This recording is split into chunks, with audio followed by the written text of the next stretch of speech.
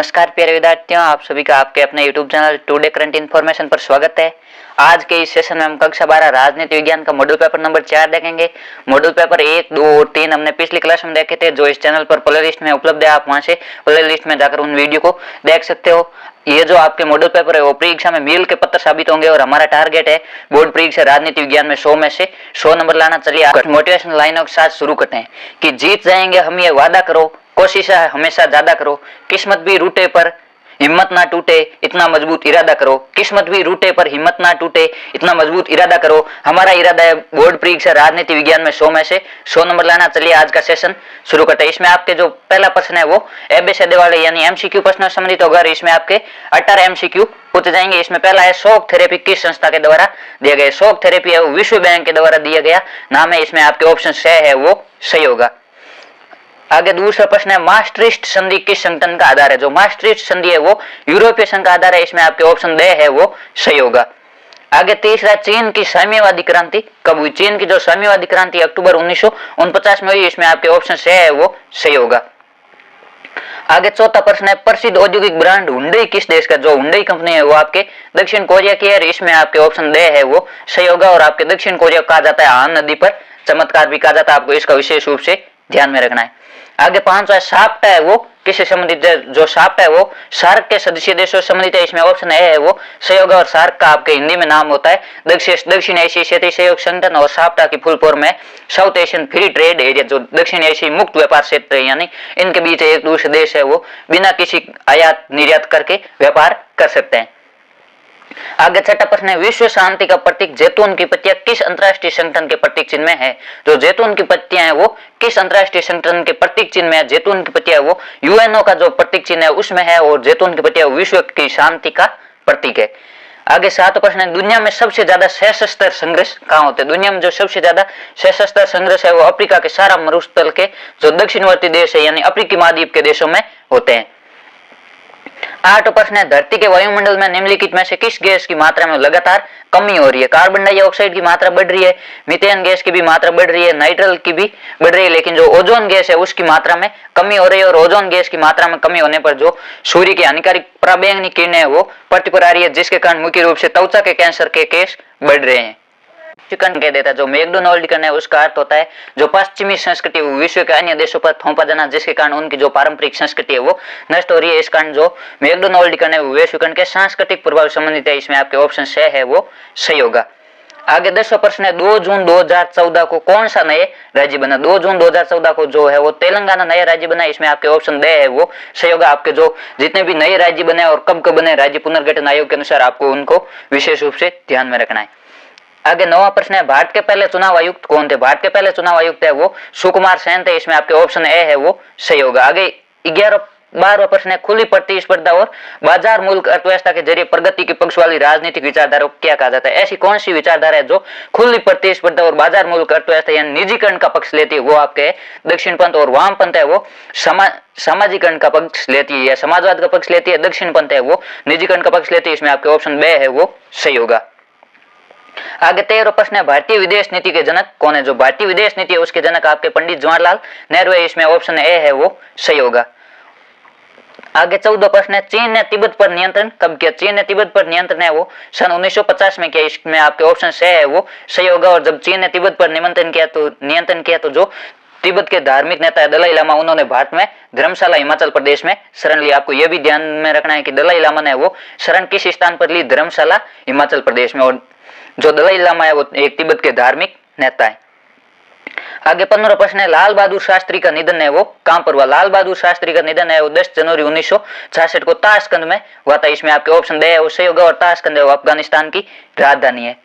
आगे 16वां प्रश्न है सन 1967 के चुनाव में दल बदल की नीति से कौन सा जुमला मशहूर हुआ? यानी कि जो दल बदल की नीति है उसके लिए एक कौन सा जुमला मशहूर हुआ? वो जुमला था आया राम गया राम। इसमें आपके ऑप्शन से है वो सही होगा। जो आपके गयालाल है वो एक हरियाणा के विधायक थे। आगे 17वां प्रश्न है जम्मू कश्मीर राज्य से अनुच्छेद 370 को कब समाप्त किया? जो जम्मू कश्मीर राज्य में पहले धारा 370 थी उसको कब हटाया गया? उसको 5 अगस्त 2019 को हटाया गया। और जो जम्मू कश्मीर एक भारत का राज्य था उसको 2 केंद्र शासित प्रदेशों में विभाजित कर दिया गया, जम्मू कश्मीर और लद्दाख।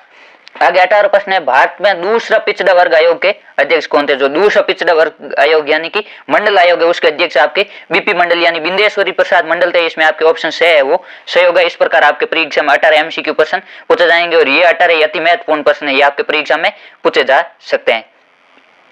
आगे दूसरा प्रश्न आपके रीति स्थान संबंधित है। इसमें है, मालदीव खालसगा में गणतंत्र बना और वहां अध्यक्षात्मक शासन प्रणाली अपनाई गई। मालदीव है वो गणतंत्र कब बना? मालदीव गणतंत्र है वो 1968 में बना। आगे दूसरा है, खालसगा भारत की लुक ईस्ट और एक्ट ईस्ट नीति का हिस्सा है। भारत का कौन सा पड़ोसी देश है जो भारत की लुक ईस्ट यानी पूर्व की और देखो और एक्ट ईस्ट नीति है उसका हिस्सा है? बांग्लादेश है वो भारत की लुक ईस्ट और एक्ट ईस्ट नीति का हिस्सा है। तीसरा है, जैविक हथियार संधि पर खालसगा से ज्यादा देशों ने जैविक हथियार संधि है उस पर कितने देशों ने हस्ताक्षर किए? जैविक हथियार संधि है उस पर 155 से ज्यादा देशों ने हस्ताक्षर किए। आगे आपके चौथी खालसगा, चिल्ले में खालसगा नामक मूल निवासी रहते हैं। यह आपके अति महत्वपूर्ण है, यह परीक्षा में पूछा जा सकता है कि चिल्ले में किस वंश के मूल निवासी रहते हैं? चिल्ले में जो मापुंसे नामक मूल निवासी है वो रहते हैं। आगे 5वां प्रश्न है, खालसगा पंचवर्षीय योजना में भारी उद्योगों के विकास पर जोर दिए गए। जो उद्योगों के विकास पर जोर है वो दूसरी पंचवर्षीय योजना में दिया गया, जिसका कार्यकाल 1956 से 1961 तक था। और जो आपके पहली पंचवर्षीय योजना उसमें कृषि पर बल दिए गए, ये 1951 से 56 तक थी। आगे छठा है, सिखों की राजनीतिक शाखा के रूप में 1920 के दशक में खालसगा दल का गठन किया गया। जो आपके सिखों की राजनीतिक शाखा के रूप में 1920 में वो अकाली दल का गठन किया गया। ये पंजाब राज्य से संबंधित है। इसमें आपके इस प्रकार आपके 6 खालिस्तान पूछे जाएंगे। आगे तीसरा प्रश्न है, वो अति लघु उत्तरात्मक प्रश्न संबंधित है। इसमें आपको उत्तर है वो एक शब्द या एक लाइन में देना है। ये भी आपके एक नंबर के रहने वाला है। इसमें आपके 12 प्रश्न है वो पूछे जाएंगे। इसमें पहला है, विश्व में सर्वप्रथम कब और कहां साम्यवादी पार्टी की सरकार है लोकतांत्रिक चुनाव के आधार पर बनी? कि विश्व में सबसे पहले वो साम्यवादी पार्टी की लोकतांत्रिक चुनाव के आधार पर सरकार कहां बनी? ये आपके अक्टूबर 1917 में सोवियत संघ में है वो साम्यवादी पार्टी की प्रथम सरकार है वो लोकतांत्रिक चुनाव के आधार पर बनी। दूसरा है, भारत की लुक ईस्ट और एक्ट ईस्ट नीति के अंतर्गत कौन कौन से देश आते हैं? जो भारत की लुक ईस्ट और एक्ट ईस्ट नीति है उसके अंतर्गत बांग्लादेश, म्यांमार और आसियान के जो अन्य सदस्य देश है वो आते हैं। आगे तीसरा प्रश्न है, सुरक्षा का बुनियादी अर्थ क्या है? सुरक्षा का बुनियादी अर्थ है खतरे से आजादी। ये आपके अति महत्वपूर्ण प्रश्न है, परीक्षा में पूछा जा सकता है। आगे चौथा प्रश्न है, क्योटो प्रोटोकॉल का लक्ष्य क्या था? क्योटो प्रोटोकॉल का जो प्रमुख लक्ष्य था वो था औद्योगिक देशों के लिए जो ग्रीन हाउस गैसों का उत्पादन और उत्सर्जन है उसको कम करना। की जो औद्योगिक देश है, विकसित देश है, वो ग्रीन हाउस अधिक उत्सर्जित कर रहे हैं, इस कारण है वो पूरे देशों के वातावरण पर इफेक्ट पड़ रहा है, इस कारण है उनको ग्रीन हाउस गैसों का उत्पादन है वो कम करना होगा। आगे 5वां प्रश्न है, वर्ल्ड सोशल फोरम यानी WSF क्या है? WSF एक वैश्वीकरण का विरोध करने वाले पर्यावरणविदों, युवकों और महिला कार्यकर्ताओं का मंच है। यह आपको विशेष रूप से ध्यान में रखना है कि वर्ल्ड सोशल फोरम क्या? वर्ल्ड सोशल फोरम है वो वैश्वीकरण का विरोध करने वाले जो पर्यावरणविद है, युवक है और महिलाओं का एक मंच है, यानी कि एक संस्था है जो वैश्वीकरण का विरोध करती है। आगे छठा प्रश्न है, दूसरी पंचवर्षीय योजना के योजनाकार कौन थे? दूसरी जो पंचवर्षीय योजना थी उसके योजनाकार PC मालनोविस थे। इसका आपके सही उत्तर होगा PC मालनोविस। आगे 7वां प्रश्न है, भारत द्वारा दूसरा परमाणु परीक्षण कब किया गया? भारत द्वारा दूसरा परमाणु परीक्षण है वो मई 1998 में किया गया और पहला परमाणु परीक्षण है वो 1974 में किया गया। ये आपको दोनों विशेष रूप से ध्यान में रखना है। जब आपके पहला परमाणु परीक्षण 1974 में किया गया तो उस समय भारत की प्रधानमंत्री श्रीमती इंदिरा गांधी थी और जब दूसरा परमाणु परीक्षण किया गया उस वक्त आपके भारत के प्रधानमंत्री अटल बिहारी वाजपेयी जी थे। आगे 8वां प्रश्न है, पृथ्वी पर से क्या तात्पर्य? जो पृथ्वी पर से उसे आप क्या समझते हैं? ये भी आपके अति महत्वपूर्ण प्रश्न है और ये जो पृथ्वी पर से इसको बाद में इंदिरा गांधी ने समाप्त भी कर दिया। देशी राजाओं को दिए जाने वाले विशेष अधिकार जैसे वेतन है, भत्ते, इनको पृथ्वी पर कहा जाता है। जब सरदार वल्लभ भाई पटेल ने देशी रियासतों का एकीकरण किया, भारत का एकीकरण किया, भारत में देशी रियासतों को मिलाया तो राजाओं को कुछ भत्ते और कुछ विशेष अधिकार देने का प्रावधान किया कि आपको पर मंथ इतने रुपए मिलेंगे और आप है वो रियासत को भारत में विलय कर दो। तब जो देशी राजाओं को जो वेतन और भत्ते मिलते थे उनको पृथ्वी पर कहा जाता था और बाद में इंदिरा गांधी ने वो इसको समाप्त कर दिया और मोरारजी देसाई ने वो पृथ्वी पर का कड़ा विरोध किया था। आपको इन तीनों चीजों का ध्यान में रखना है कि सरदार वल्लभ भाई पटेल ने पृथ्वी पर लागू किया था, इंदिरा गांधी ने खत्म किया और मोरारजी देसाई ने इसका विरोध किया। आगे 9वां प्रश्न है, लाल डेंगा किस दल के नेता थे? जो लाल डेंगा है वो मिजो नेशनल फ्रंट के नेता थे। आपको यह भी ध्यान में रखना है कि मिजो नेशनल फ्रंट के मुख्य नेता कौन थे? मिजो नेशनल फ्रंट के मुख्य नेता है वो लाल डेंगा थे।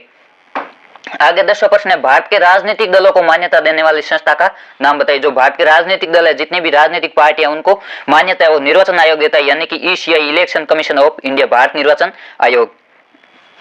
आगे 11वां प्रश्न है, वैचारिक प्रतिबद्धता से क्या तात्पर्य, यानी कि वैचारिक प्रतिबद्धता अपने विचार के प्रति प्रतिबद्ध रहना या जो बात कही उसका पालन करना। इसका आपके होगा राजनीतिक दलों का आर्थिक और राजनीतिक विचारधारा के प्रति प्रतिबद्ध होना, यानी कि राजनीतिक दलों की जो विचारधारा है उस पर अटल और अडिग रहना। आगे 12वां प्रश्न है, किसी भी दल को स्पष्ट बहुमत प्राप्त नहीं हो तो ऐसी संसद को क्या कहा जाता है। यदि किसी भी दल को स्पष्ट बहुमत प्राप्त नहीं होता तो ऐसी संसद को है वो त्रिक शंकु संसद कहा जाता है। आगे आपके जो खंड 2 है वो लघुत्तरात्मक प्रश्नों से संबंधित है। इसमें प्रत्येक प्रश्न है वो आपके 2 नंबर का रहने वाला, और आपके उत्तर सीमा वो 50 शब्द की होगी, यानी आपको 4 से 5 लाइन में इसका उत्तर लिखना है। ये अधिकतर आप उत्तर है वो पॉइंट बना के लिखना है। पॉइंट में आप 3 से 4 पॉइंट है वो लिख सकते हो।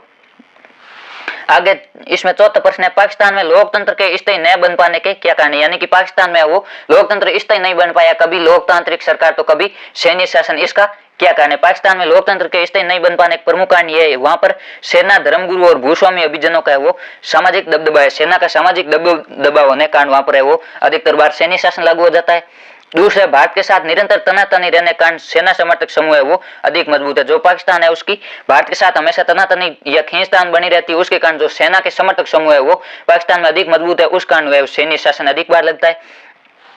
तीसरा, अमेरिका और अन्य पश्चिमी देशों ने अपने स्वार्थ के लिए वहां सैनिक शासन को बढ़ावा दिया। जो अमेरिका और अन्य पश्चिमी देश है उन्होंने अपने निजी स्वार्थ के लिए है वो पाकिस्तान में सैन्य शासन को बढ़ावा दिया। और इसमें चौथा आपके ये भी हो सकता है कि जो आपके पाकिस्तान के राजनीतिक दल है वो विश्वास के योग्य नहीं है, उस कारण भी है वो पाकिस्तान में लोकतंत्र इसलिए नहीं बन पाता। आपके ये अति महत्वपूर्ण प्रश्न है, यह परीक्षा में पूछा जा सकता है। आपके ये 2 नंबर का, तो आपको 3 से 4 पॉइंट है वो इसमें लिखने हैं। आगे 5वां प्रश्न है, अंतरराष्ट्रीय आणविक ऊर्जा एजेंसी क्या है। अंतरराष्ट्रीय आणविक ऊर्जा परमाणुविक ऊर्जा के शांतिपूर्ण उपयोग को बढ़ावा देने और सैन्य उद्देश्यों में इसके प्रयोग को रोकने की कोशिश करती है। जो अंतरराष्ट्रीय आणविक ऊर्जा है वो जो परमाणुविक ऊर्जा यानी जो परमाणु हथियार है उसका शांतिपूर्ण उपयोग को बढ़ावा देने, यानी उसका शांतिपूर्ण उपयोग करे और सैन्य उद्देश्य किसी भी युद्ध में उसका प्रयोग करने रोकने के लिए एक संस्था है। इसके अधिकारी है वो विश्व की परमाणुविक सुविधाओं की जांच करते हैं, जो परमाणु हथियार उनकी जांच करते हैं, ताकि नागरिक परमाणु संयंत्रों का इस्तेमाल है वो सैन्य उद्देश्य के लिए नहीं हो। जो आपके परमाणु हथियार है वो नागरिक सुरक्षा के लिए, सैन्य उद्देश्य के लिए नहीं है, ये इसके अधिकारी जांच करते हैं। ये अंतरराष्ट्रीय आणविक ऊर्जा एजेंसी है वो प्रमुख रूप से परमाणु हथियारों की जांच करती है और उसके उपयोग को नियंत्रित करती है। आगे 6ठा प्रश्न है, वर्तमान विश्व में सुरक्षा को खतरे मानने के किन्हीं 2 कारणों का उल्लेख कीजिए कि वर्तमान विश्व में वो सुरक्षा का खतरा किन किन कारणों से है। वर्तमान विश्व में सुरक्षा को खतरा है वो निम्नलिखित 2 कारणों को मानते हैं। वर्तमान विश्व में वैश्विक तापवृद्धि और संपूर्ण मानव जाति के लिए खतरा है, और पर्यावरण में तीव्रता से बढ़ रहा प्रदूषण है विश्व की सुरक्षा के लिए एक गंभीर खतरा। जो विश्व की सुरक्षा है उसमें 2 प्रमुख खतरे, एक तो वैश्विक तापवृद्धि यानी तापमान में बढ़ोतरी होना, और दूसरा प्रदूषण, ये 2 प्रमुख खतरे हैं। आगे 7वां प्रश्न है, वैश्विक संपदा की साझी विरासत किसे कहा जाता है। इसकी सुरक्षा के 2 उपाय सुझाइए, यानी कि जो साझी विरासत है या वैश्विक संपदा है वो किसे कहा जाता है, इसकी सुरक्षा हम किस प्रकार कर सकते हैं, ये भी आपके अति महत्वपूर्ण प्रश्न है। इसमें जिन क्षेत्रों का प्रबंधन अंतर्राष्ट्रीय समुदाय द्वारा साझे तौर पर किया जाता है उन्हें वैश्विक संपदा की साझी विरासत या साझी संपदा संसाधन कहा जाता है। ऐसे संसाधन जिनका प्रबंधन यानी मैनेजमेंट जो अंतर्राष्ट्रीय समुदाय उसका साझे तौर पर किया जाता है, यानी कि उसका कोई अकेला उपयोग नहीं करता, पूरे विश्व के उपयोग के लिए होती है। जैसे वायुमंडल है, अंटार्कटिका है, अंतरिक्ष है, ये पूरे विश्व के लिए ये एक साझी संपदा है, इन्हें साझी संपदा या साझी विरासत कहा जाता है। इसकी सुरक्षा के उपाय विश्व की साझी विरासतों का वो सीमित प्रयोग करना चाहिए, और साझी विरासतों के प्रति लोगों में जागरूकता भी पैदा करनी चाहिए। ये जो आपके साझी संपदा है, साझी विरासत है, इसमें अंटार्कटिका है, अंतरिक्ष है, वायुमंडल है, इस प्रकार के ये आते हैं जिनका किसी एक का देश का अधिकार नहीं, संपूर्ण विश्व का इस पर अधिकार है। आगे 8वां प्रश्न है, वामपंथी विचारधारा की, यह आपको विशेष रूप से ध्यान में रखना है। वामपंथी और दक्षिणपंथी दोनों क्या। वामपंथी विचारधारा में उन लोगों राजनीतिक दलों को सम्मिलित किया जाता है जो साम्यवादी या समाजवादी, माओवादी या लेनिनवादी विचारधारा के पक्षधर और उन पर चलने के लिए कार्यक्रम या नीति बने। जो वामपंथी विचारधारा वो मुख्य रूप से आपके समाजवाद पर आधारित है, यानी कि जो अर्थव्यवस्था उस पर नियंत्रण सरकार का होना चाहिए, और जो सार्वजनिक क्षेत्र के वो कार्य अधिक से अधिक होने चाहिए। जबकि जो दक्षिणपंथी विचारधारा होती है वो आपके निजीकरण को बढ़ावा देती है। उनका मानना है कि अर्थव्यवस्था पर है वो निजी लोगों का अधिकार होना चाहिए। आगे आपके 9वां प्रश्न है वो मिलान से संबंधित है। इसमें निम्नलिखित का जोड़ा मिले, ये आपके 2 नंबर का रहने वाले, इसमें आपके 4 पॉइंट है वो दिए होंगे। इसमें सबसे पहला Indian national army. Indian national army की स्थापना आपके नेताजी सुभाष चंद्र बोस ने की थी, और कब की थी, 1942 में। दूसरा है पंचशील। पंचशील है वो भारत और चीन के मध्य हुआ था, और ये 1954 में भारत के प्रधानमंत्री नेहरू जी और चीन के राष्ट्राध्यक्ष दलाई चाओ एन लाई के मध्य हुआ था। और तीसरा है बांग्लादेश है 1971 में स्वतंत्र हुआ। नाटो है वो एक अमेरिका का संगठन है। नाटो की फुल फॉर्म होती है आपके नॉर्थ अटलांटिक टेरिटरी ऑर्गेनाइजेशन, यानी कि उत्तर अटलांटिक संधि संगठन। इस प्रकार आपको जो मिलान वाले उसका उत्तर है वो इसके सामने लिखना है। इंडियन नेशनल आर्मी के संस्थापक सुभाष चंद्र बोस। पंचशील है वो भारत और चीन के मध्य हुआ। और बांग्लादेश है वो 1971 में आजाद हुआ। नाटो है वो अमेरिका की एक संगठन है। आगे 10वां प्रश्न है, जवाहरलाल नेहरू के बाद राजनीतिक उत्तराधिकार की चुनौती का परीक्षण कीजिए। यानी कि जब नेहरू जी का निधन हो गया तो उनके बाद राजनीतिक उत्तराधिकार में क्या चुनौती आई। जवाहरलाल नेहरू की निधन के बाद कांग्रेस के समक्ष राजनीतिक उत्तराधिकार की चुनौती उपस्थित हुई और लाल बहादुर शास्त्री को नेहरू जी का उत्तराधिकारी बनाया गया, लेकिन उसकी आकस्मिक मृत्यु के बाद पुनः यह चुनौती उपस्थित हुई। लाल बहादुर शास्त्री जी को प्रधानमंत्री बनाया, लेकिन कुछ ही समय बाद 10 जनवरी 1966 को वो शास्त्री जी का भी निधन हो गया। इस कारण एक बार पुनः यह चुनौती उत्पन्न हुई और इस चुनौती का सामना एक गुप्त मतदान के द्वारा किया गया, जिसमें इंदिरा गांधी ने मोरारजी देसाई को 2/3 बहुमतों से पराजित किया। उसके बाद एक गुप्त मतदान हुआ कांग्रेस पार्टी के भीतर, जिसमें वो इंदिरा गांधी को जीत मिली और मोरारजी देसाई 2/3 बहुमतों से हार गए। उसके बाद 11वां प्रश्न है, बिहार आंदोलन क्या था। ये आपके जो दो आंदोलन है, बिहार आंदोलन और गुजरात आंदोलन, ये छात्र आंदोलन से संबंधित है। आपको इनको विशेष रूप से ध्यान में रखना है। बिहार आंदोलन है सन 1974 में जयप्रकाश नारायण के नेतृत्व में चलाया गया। इसका जो बिहार आंदोलन का प्रमुख कारण था वो था बेरोजगारी, यानी कि लोगों के पास रोजगार नहीं था, इसलिए लोगों ने बेरोजगारी के खिलाफ आंदोलन चलाया। और मूल्यवर्धि भी प्रमुख कारण था। जयप्रकाश जी ने 1975 में बिहार के लोगों को संबोधित करते हुए कहा कि बिहार आंदोलन का उद्देश्य समाज और व्यक्ति के सभी पक्षों में एक क्रांतिकारी परिवर्तन लाना है। जो समाज और व्यक्ति के सभी पक्ष होते हैं उनमें एक क्रांतिकारी परिवर्तन लाना है। इस प्रकार है वो जयप्रकाश जी ने इसे संपूर्ण क्रांति का नारा दिया कि समाज के जितने भी पक्ष है सभी में क्रांति लानी। इस कारण इसे संपूर्ण क्रांति का नाम दिया गया। यह आपके बिहार आंदोलन है। इसके जो प्रमुख नेता है वो जयप्रकाश नारायण थे और ये 1974 में हुआ।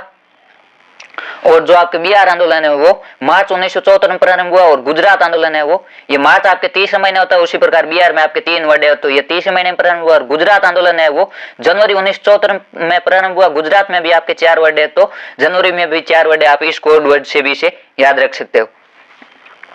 आगे 12वां प्रश्न है, ऑपरेशन ब्लू स्टार क्या था। इसे सिख समुदाय की भावनाओं को क्यों ठेस पहुंची। जो ऑपरेशन ब्लू स्टार है वो क्या था। जून 1984 में अमृतसर के स्वर्ण मंदिर में भारत सरकार द्वारा की गई सैन्य कार्रवाई को ऑपरेशन ब्लू स्टार कहा जाता है। जून 1984 में भारत सरकार ने वो अमृतसर के स्वर्ण मंदिर में सैनिक कार्रवाई की थी, उसे ऑपरेशन ब्लू स्टार कहा जाता है। इस कार्रवाई को दुनिया भर के सिखों ने अपनी धार्मिक विश्वास पर हमला माना। जो आपके अमृतसर का स्वर्ण मंदिर है वो एक सिखों का धार्मिक मंदिर है और जो सेना है उन्होंने इस मंदिर की छत गिरा दी थी। इस कारण वो सैकड़ों सिख मारे गए। तब है सिखों ने इसे अपने धर्म पर हमला माना, अपने धार्मिक विश्वास पर हमला माना कि हमारी जो धार्मिक भावना है उनको ठेस पहुंचाई गए।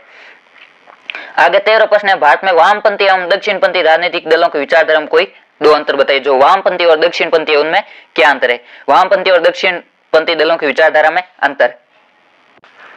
वामपंथी दल धर्मनिरपेक्षता, सामाजिक आर्थिक न्याय, राष्ट्रीयकरण आदि का समर्थन करते हैं, जबकि दक्षिणपंथी दल है वो भारतीय संस्कृति, प्रबल राष्ट्रवाद, उदारीकरण और भूमंडलीकरण की नीतियों का समर्थन करते हैं। जो वामपंथी दल है वो धर्मनिरपेक्षता, सामाजिक आर्थिक न्याय और राष्ट्रीयकरण का समर्थन करते हैं, और जबकि दक्षिणपंथी दल है वो उदारीकरण, भूमंडलीकरण, वैश्वीकरण इनका समर्थन करते हैं। दूसरा वामपंथी दल सार्वजनिक क्षेत्र के समर्थक है, जबकि दक्षिणपंथी दल है वो निजी क्षेत्र के समर्थक है। जो वामपंथी दल है इनका मानना है कि जो अर्थव्यवस्था के प्रमुख क्षेत्र है उन पर सरकार का नियंत्रण होना चाहिए, जबकि दक्षिणपंथी है उनका मानना है कि निजी लोगों का नियंत्रण होना चाहिए। इस प्रकार आपको वामपंथी और दक्षिणपंथी विचारधारा में 2 अंतर बताना है।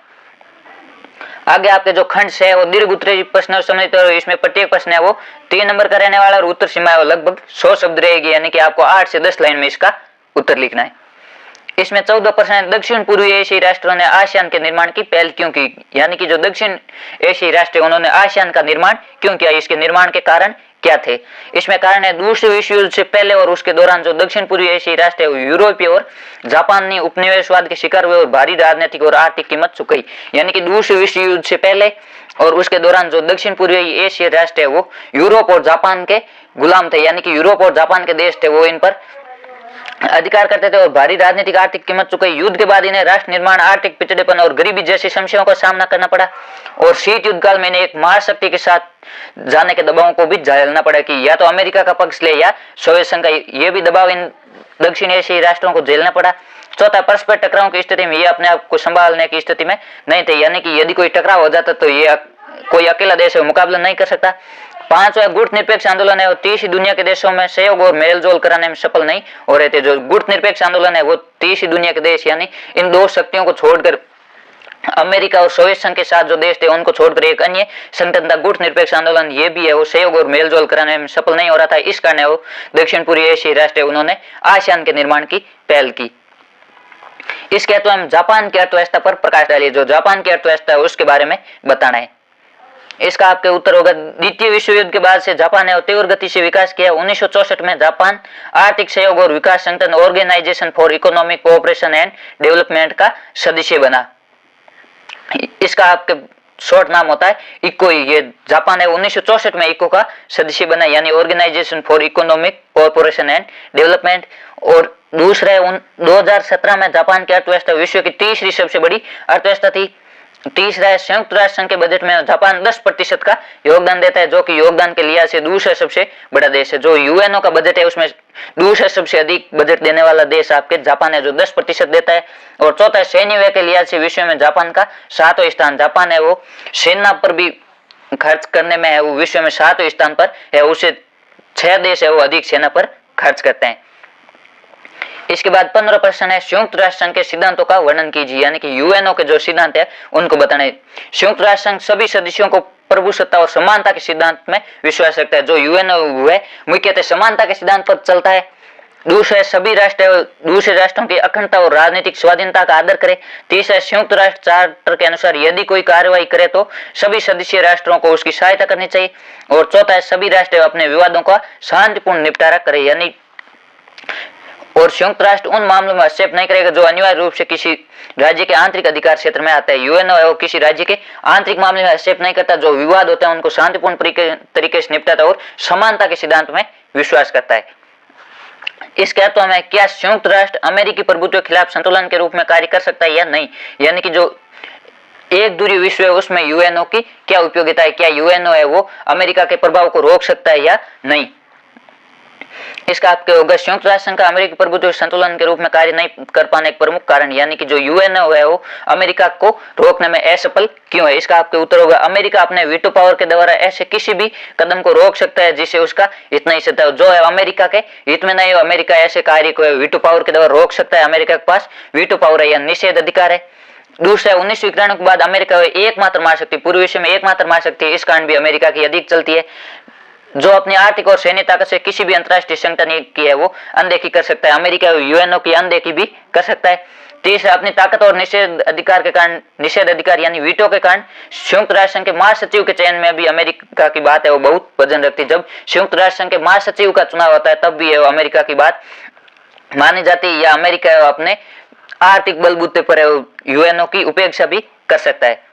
इसके बाद 16 प्रश्न है कांग्रेस पार्टी की गठबंधन की प्रकृति ने किस प्रकार कांग्रेस को असाधारण ताकत दी। जो कांग्रेस पार्टी के भीतर गठबंधन की प्रकृति थी उसके कारण कांग्रेस किस प्रकार मजबूत हुई आपको यह बताना है। इसमें सबसे पहला है सर्व समावेशी यानी कि कांग्रेस की गठबंधन प्रकृति ने उसे नमनीयता प्रदान की और अतिवादिता को परे रखा, उसे सहनशील और सर्व समावेशी बनाया। जो कांग्रेस पार्टी है उसमें सभी पार्टियों के नेता आकर मिल सकते थे और जो कांग्रेस पार्टी अन्य पार्टियों के प्रति सहनशील और सर्व समावेशी यानी कि सभी को शामिल करने वाली थी।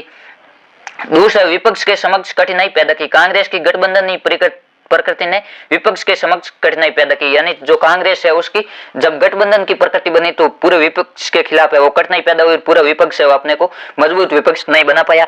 तीसरा है नेताओं की महत्वाकांक्षाओं का समावेश होना। कांग्रेस की गठबंधन प्रकृति विभिन्न समूह और नेताओं की महत्वाकांक्षाओं को भी समाविष्ट करने की क्षमता रखती थी यानी कि जो नेता है वो कांग्रेस में आकर मिलते या कांग्रेस की गठबंधन प्रकृति में शामिल होते उनकी महत्वाकांक्षा यानी उनकी इच्छाएं जो उनकी बातें थी उनका भी सम्मान किया जाता था। चौथा पार्टी से अलग होने की प्रवृत्ति पर रोक। कांग्रेस की गठबंधन की प्रकृति ने पार्टी के असंतुष्ट गुटों के नेताओं में पार्टी से अलग होने की प्रवृत्ति को विकसित होने से रोका यानी कि कांग्रेस की गठबंधन प्रकृति थी तो कोई नेता कांग्रेस पार्टी के भीतर ही नई पार्टी बनाकर गठबंधन कर लेता लेकिन वह अलग नहीं होता। इस प्रकार जो कांग्रेस पार्टी की गठबंधन प्रकृति थी उसने कांग्रेस को एक असाधारण ताकत दी।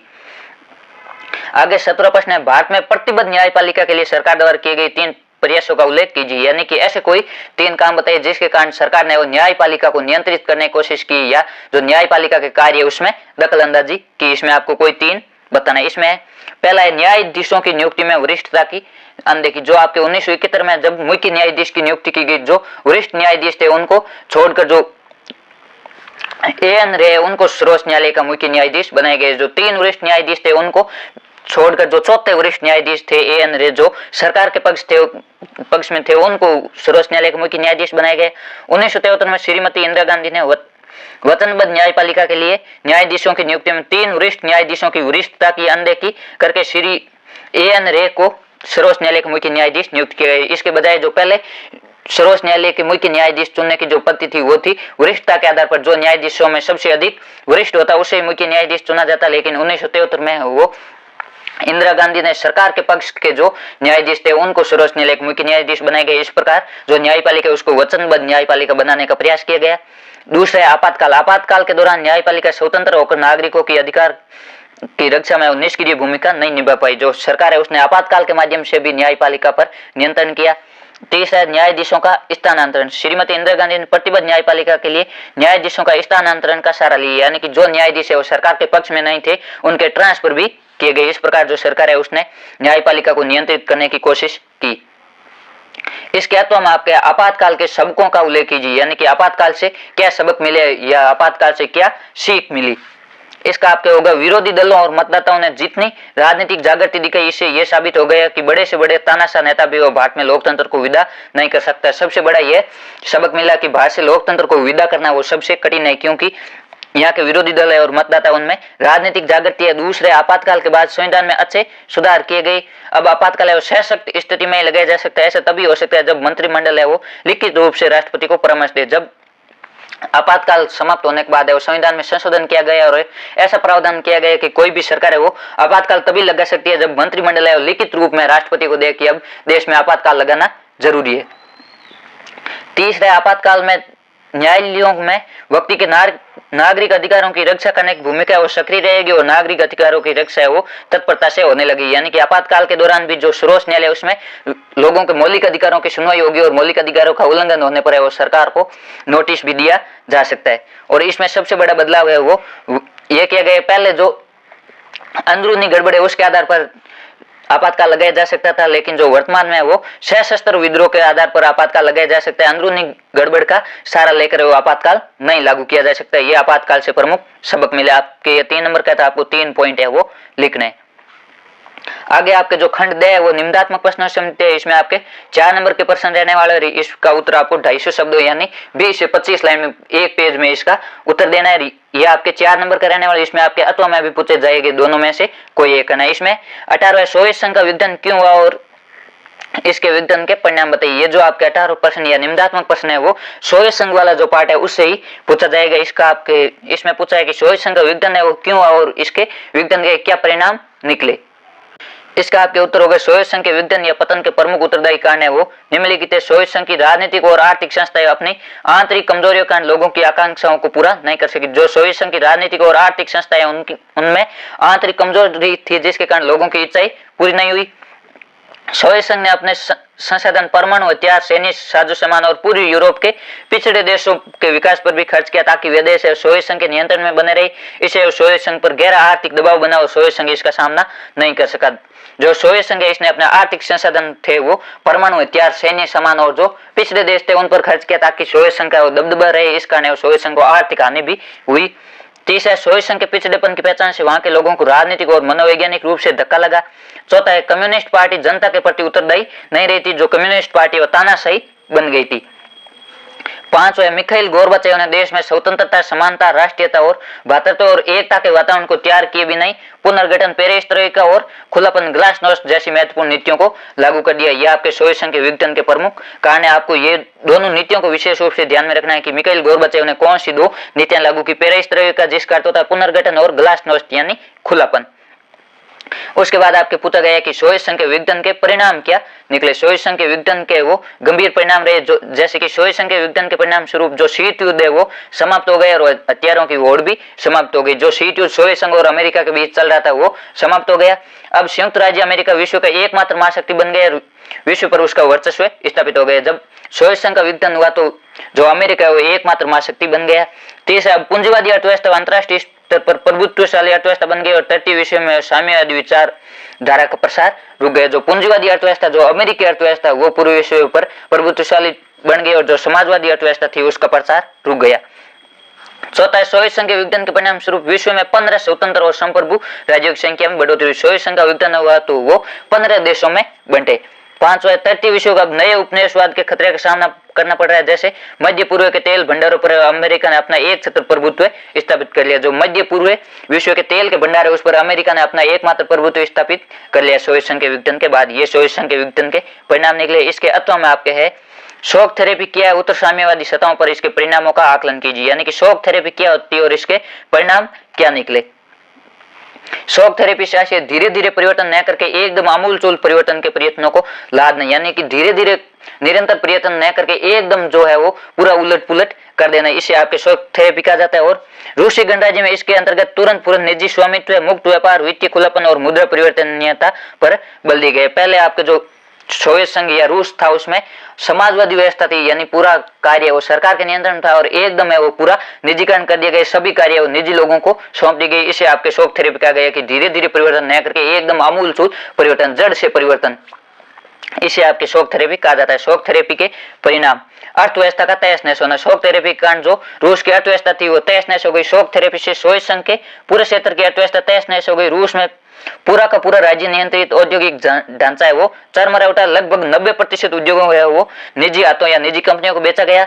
आर्थिक ढांचे का पुनर्निर्माण चूंकि सरकार द्वारा निर्देशित औद्योगिक नीति के स्थान पर बाजार की ताकतों द्वारा किया जा रहा था, इसलिए यह कदम सभी उद्योगों को मटिया में करने वाला साबित हुआ। इसे इतिहास की सबसे बड़ी गैराज सेल के नाम से भी जाना जाता है। गैराज सेल यानी कोई वस्तु 100 रुपए में खरीदी हुई और उसको 10 रुपए में बेचना, यानी कम कीमत में बेचना, क्योंकि महत्वपूर्ण उद्योगों को औने पौने दामों यानी कम दामों में निजी लोगों को बेच दिया गया था। इस प्रकार शॉक थेरेपी कारण जो सोवियत संघ की अर्थव्यवस्था थी वो तहस नहस हो गई।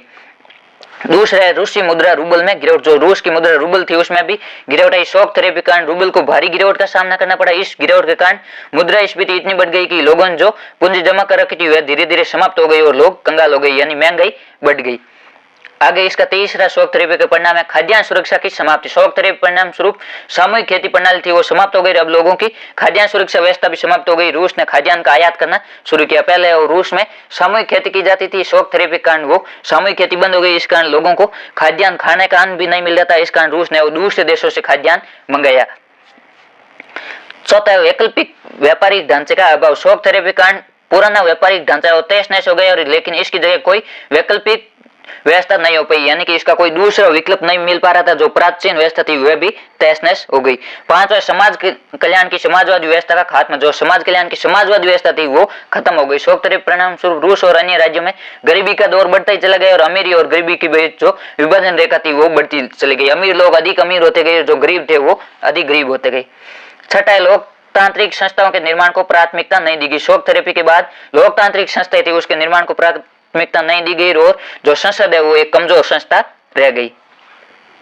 आगे आपके 1900 प्रश्न है वो वैश्वीकरण वाले पार्ट से संबंधित है। ये आपके 4 नंबर का पूछा जाएगा। इसमें आपके पक्का जो वैश्वीकरण के प्रभाव है उनसे प्रश्न पूछा जाएगा कि वैश्वीकरण के सकारात्मक प्रभाव कौन से, नकारात्मक प्रभाव कौन से, या आर्थिक, सांस्कृतिक और राजनीतिक प्रभाव कौन कौन से। इसमें पहला है वैश्वीकरण के आर्थिक प्रभावों की विवेचना कीजिए। इसमें आपके 2 नंबर का होगा वैश्वीकरण के सकारात्मक आर्थिक प्रभाव और वैश्वीकरण के नकारात्मक प्रभाव 2 नंबर के रहने वाले। इस प्रकार आपके ये 4 नंबर का प्रश्न है वैश्वीकरण वाले पार्ट से पूछा जाएगा। इसमें है वैश्वीकरण के आर्थिक प्रभाव को 2 भागों में बांटा जा सकता है, वैश्वीकरण के सकारात्मक आर्थिक प्रभाव और वैश्वीकरण के नकारात्मक आर्थिक प्रभाव। वैश्वीकरण के जो सकारात्मक आर्थिक प्रभाव उसमें पहला है वस्तुओं के व्यापार में वृद्धि हुई, यानी कि वैश्वीकरण के कारण विदेशी व्यापार में वृद्धि हुई है।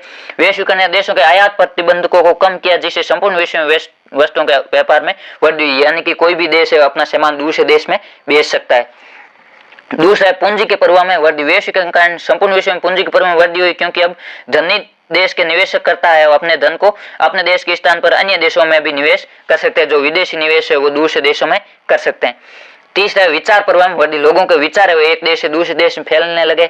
वैश्वीकरण के कारण विचार प्रवाह में वो आबाद हो गए। इंटरनेट है इसका एक स्पष्ट उदाहरण। इंटरनेट है वो वैश्वीकरण के कारण ही सफल हो पाए। इसके कारण विचार प्रवाह में महत्वपूर्ण वृद्धि हुई है। चौथा है व्यक्तियों के आवागमन में वृद्धि। वैश्वीकरण के कारण अब एक देश के लोग दूसरे देशों में रोजगार, शिक्षा, व्यापार हेतु आ जा रहे हैं। यद्यपि लोगों का आवागमन है वो वस्तुओं और पूंजी के प्रवाह की तुलना में कम है, लेकिन जो आवागमन है उसमें पहले की तुलना में वृद्धि हुई है।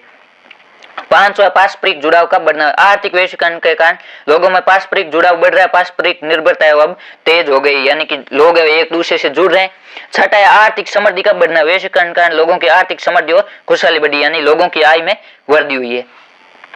ये आपके 6 सकारात्मक प्रभाव और इसके बाद आपके वैश्वीकरण के नकारात्मक आर्थिक प्रभाव, यानी कि ऐसे कौन से आर्थिक प्रभाव है जिनसे नुकसान भी हुआ है। सरकारों द्वारा सामाजिक न्याय की उपेक्षा। इसमें वैश्वीकरण के कारण जो सरकारों की जिम्मेदारी वो कम हो गई और इसके कारण जो सरकार सामाजिक न्याय यानी अमीर और गरीब के बीच का जो विभाजन है उसकी उपेक्षा करी। आर्थिक वैश्वीकरण, सरकारें अपनी सामाजिक न्याय की जिम्मेदारियों से अपना हाथ खींच रही है, इससे जो कमजोर वर्ग है उसको नुकसान हो रहा है, उसकी स्थिति बदहाल हो रही है।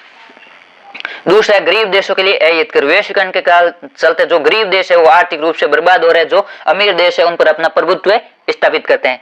तीसरा है पुनः उपनिवेशीकरण का भय। पुनः उपनिवेशीकरण यानी किसी दूसरे देश के गुलाम हो जाने। विश्व के कुछ अर्थशास्त्रियों ने चिंता जाहिर की है कि आर्थिक वैश्वीकरण है वो धीरे धीरे पुनः उपनिवेशीकरण की ओर ले जा रहा है। जिस प्रकार कोई मान लो दूसरे देश की कंपनी किसी छोटे देश में अपना व्यापार खोल लिया और वहां पर धीरे धीरे उस देश की सत्ता पर भी कब्जा कर लेगी, इस प्रकार धीरे धीरे वापिस उपनिवेशीकरण भी हो सकता है। इसके अलावा हम आपके वैश्वीकरण की व्याख्या कीजिए, यानी वैश्वीकरण क्या है। वैश्वीकरण को बढ़ावा देने में प्रौद्योगिकी का क्या योगदान रहा है, यानी कि वैश्वीकरण को बढ़ावा देने में तकनीकी का मुख्य रूप से क्या योगदान रहा है, आपको यह भी विशेष रूप से ध्यान में रखना है। या आपके यह भी पूछा जा सकता है कि वैश्वीकरण को बढ़ावा देने में प्रमुख महत्वपूर्ण कारक कौन कौन से, उनको भी आपको बताना है। इसमें भी आपके महत्वपूर्ण है वो प्रौद्योगिकी होगी। वैश्वीकरण से आशय अवधारणा के रूप में वैश्वीकरण मौलिक प्रवाह से संबंधित है। वैश्वीकरण का जो आपके शाब्दिक अर्थ होता है वो होता है प्रवाह। ये प्रवाह कई तरह के हो सकता है। दुनिया के एक हिस्से से दूसरे देश में जाने वाले विचार, दोष या दो से अधिक देशों के बीच पूंजी का टकराव, सीमाओं के पार होने वाली वस्तु और दुनिया के विभिन्न भागों में बेहतर आजीविका की तलाश में घूम रहे लोग। विश्वव्यापी अंतर संबंध एक महत्वपूर्ण तत्व है जो इन निरंतर प्रवाह के परिणाम स्वरूप बना और टिका। जो वैश्वीकरण है उसका शाब्दिक अर्थ होता है प्रवाह और इसकी आपके परिभाषा होती है पूंजी, विचार, वस्तु, पूंजी का एक स्थान से दूसरे स्थान पर प्रवाह होना ही शाब्दिक रूप से वैश्वीकरण कहलाता है। वैश्वीकरण को बढ़ावा देने में प्रौद्योगिकी यानी तकनीक का योगदान। जबकि वैश्वीकरण का कोई एक कारण नहीं, अनेक कारण है जिसके कारण वैश्वीकरण को बढ़ावा मिला, अपितु प्रौद्योगिकी इसकी एक अपरिहार्य वजह है, यानी कि इसके कारण यह मुख्य रूप से वैश्वीकरण बढ़ा है। इसमें कोई संदेह नहीं है कि हाल ही के वर्षों में टेलीग्राफ, टेलीफोन और माइक्रोचिप के आविष्कार ने दुनिया के विभिन्न हिस्सों में संचार में क्रांति लाई है। जब शुरू में मुद्रण यानी प्रिंटिंग हुआ तो ये राष्ट्रवाद के निर्माण का आधार बना है। इसलिए आज हमें यह भी उम्मीद करनी चाहिए कि जो प्रौद्योगिकी है हमारे व्यक्तिगत नहीं बल्कि हमारे सामाजिक जीवन के बारे में भी सोचती है, यानी कि जो टेक्नोलॉजी हो हमारे पर्सनल लाइफ के बजाय पूरा सोशल लाइफ है उसके बारे में भी सोचती है, हमारे सोशल लाइफ को भी प्रभावित करती है। दुनिया के एक हिस्से से दूसरे हिस्से में अधिक आसानी पूर्वक आने जाने के लिए विचारों, पूंजी, वस्तु और लोगों की क्षमता को तकनीकी विकास द्वारा बड़े पैमाने पर संभव बनाए गए इन प्रभावों की गति है वो भिन्न हो सकती है। दुनिया के एक हिस्से से दूसरे देश में हमें वो आसानी पूर्वक अपने विचार भेज सकते हैं, पूंजी का प्रवाह कर सकते हैं, वस्तु और लोग है एक स्थान से दूसरे स्थान पर जा सकते हैं। ये मुख्य रूप से तकनीकी कारण संभव है, लेकिन इन प्रवाहों की गति है वो भिन्न हो सकती है, यानी तकनीकी गति भिन्न हो सकती है। कहीं इनका प्रवाह तेज गति से होता है, कहीं धीमे गति से। इस प्रकार वैश्वीकरण में तकनीकी का मुख्य योगदान है। आगे आपके 20 प्रश्न है वो भारत के मानचित्र से संबंधित रहने वाला। इसमें आपके भारत के राज्य या जो कोई प्रसिद्ध स्थान है या जो किन्हीं राज्यों की राजधानी है वो आपके पूछा जा सकता है। इसमें आपके पूछा गया उत्तराखंड, मेवाड़ जो कि राजस्थान में है, और अंडमान निकोबार द्वीप समूह और दिल्ली। इसके अथवा में भी आपके 4 स्थान दिए होंगे, आपको या तो ऊपर वाले करने या अथवा वाले 4 स्थान। ऐसे नहीं कि ऊपर वाले 2 कर दिए और 2 नीचे वाले, तो आपके पूरा 4 नंबर का गलत हो जाएगा। ये आपके भारत का मैप है वो बहुत ही इजी आता है, इसमें आपके हर कोई कर सकता है। ये जो उत्तराखंड है आपके उत्तराखंड है उत्तर प्रदेश के जस्ट ऊपर नेपाल और हिमाचल प्रदेश के बीच में, और दिल्ली है वो हरियाणा और उत्तर प्रदेश के बीच में, मेवाड़ है वो राजस्थान में, और जो अंडमान निकोबार द्वीप समूह है वो आपके बंगाल की खाड़ी में, और इधर अरब सागर में है वो लक्षद्वीप है। यह आपको विशेष रूप से ध्यान में रखना है कि बंगाल की खाड़ी में अंडमान निकोबार द्वीप समूह, आपको ए बी नाम से याद में रखना है कि अंडमान निकोबार और बंगाल की खाड़ी और इधर अरब सागर में है वो लक्षद्वीप है। इसके तो हम आपके बनारस जो उत्तर प्रदेश में, कोल्हापुर महाराष्ट्र में, बड़ौदा गुजरात में, और मुंबई है वो महाराष्ट्र में। यह आपके बड़ौदा है वो गुजरात में, मुंबई है वो महाराष्ट्र में जो महाराष्ट्र की राजधानी, और कोल्हापुर भी महाराष्ट्र में, बनारस है वो उत्तर प्रदेश में। इस प्रकार आपके बोर्ड परीक्षा में 20% पूछे जाएंगे। ये आपके इस मॉडल पेपर में वो अति महत्वपूर्ण प्रश्न है, ये आपके परीक्षा में पूछे जा सकते हैं। आप इनको 1 से 2 बार जरूर पढ़े। आपको इसकी पीडीएफ हमारे टेलीग्राम ग्रुप पर मिल जाएगी। टेलीग्राम ग्रुप का लिंक है इस वीडियो के डिस्क्रिप्शन में दिया गया, आप वहां से जाकर टेलीग्राम ग्रुप ज्वाइन करके पीडीएफ प्राप्त कर सकते हो। और इस चैनल को अपने दोस्तों के साथ या कक्षा 10 में कोई पढ़ रहा अपना छोटा भाई बहन है तो उनके साथ भी शेयर करें ताकि इनको भी इन मॉडल पेपरों का फायदा मिल सके। और इस चैनल पर आपको कक्षा 10 और कक्षा 12 के सभी विषयों के जब तक बोर्ड परीक्षा नहीं होगी तब तक अनवरत लगातार निरंतर मॉडल पेपर हल करवाए जाएंगे। इसलिए जुड़ना न भूले, चैनल को सब्सक्राइब कर ले ताकि नेक्स्ट क्लास आते ही आपको सूचना मिल जाए। धन्यवाद, मस्त रहिए, पढ़ाई करते रहिए।